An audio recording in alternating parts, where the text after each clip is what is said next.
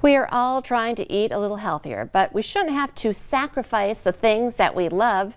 We can still have filling and nutritious and delicious meals. And the best part, they're actually good for you. Joining us today, nutrition coach Ashley Sorensen with a great idea that you're promising that the whole family will love. Ashley, welcome back to North Dakota today. Hey, good morning, Lisa. Thank you. What are you making today? Well, we're kind of doing like a Taco Tuesday on a Meatless Monday. So Okay. we have walnut tacos today. So sounds a little interesting, but they have passed the family taste test. So we are in the clear, and it is a really easy recipe. So maybe you do, maybe you want to mix it up. Maybe you don't, you want to try the meatless, or maybe you actually just don't have meat on hand, but you still want tacos. So this is going to give us that same flavor. And there's the recipe. So we start with 1 cup of walnuts, and I'm just putting them into my little blender here. So it's going to be really easy. And then we're taking our cumin powder here, just putting it right in also. And these, like the seasonings, I was thinking about it because I'm using cumin powder. This is chili powder, so it gives us a little bit of that spice to it. You could leave that out also if you didn't want it as much of a spice, but there's actually not too much. Then a little garlic, extra seasoning. But if you don't have those things and you have taco seasoning, just use 2 teaspoons of taco seasoning. So you'll get about the same effect that we're going for here.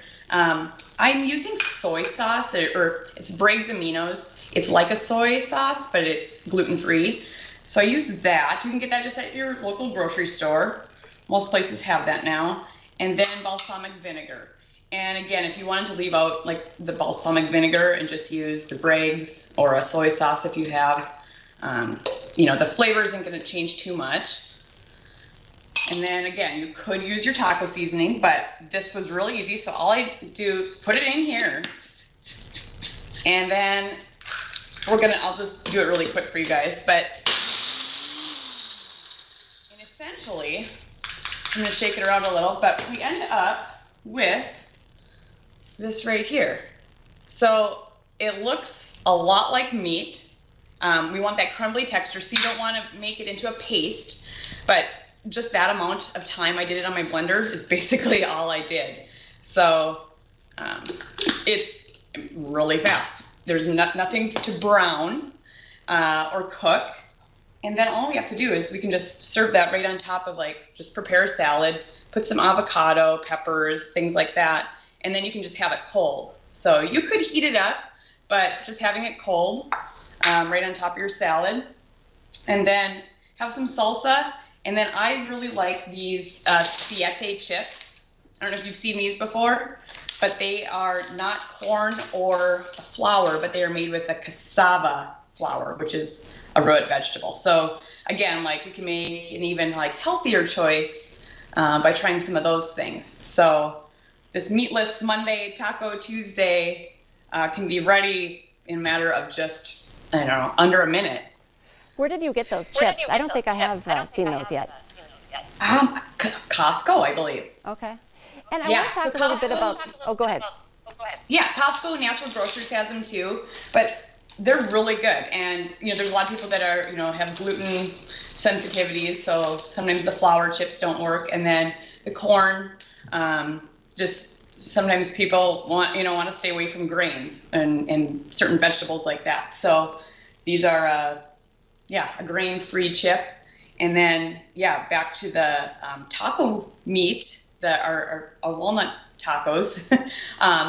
Great protein, fat, fiber.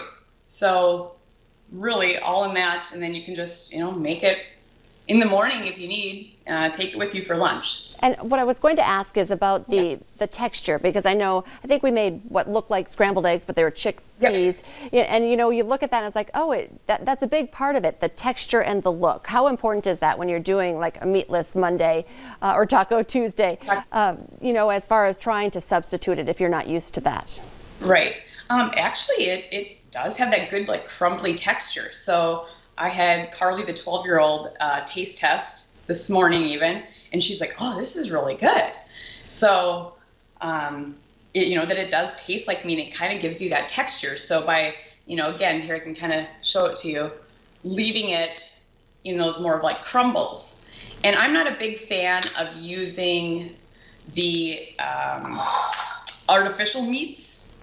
I would prefer to use like actual ingredients to make, something like that, kind of like with the eggs. Instead of using tofu, I wanted to use chickpeas. So again, like here, how can we use like real food ingredients to give us, that same like texture and taste and flavor? It's interesting. Definitely a different take on some of these recipes. How can people follow you or find you on social media? Yeah, on social media, find me at Instagram or on Facebook, just with my name. Otherwise, I also have a Facebook group where I'm really active in. It's called the Buff Life Community.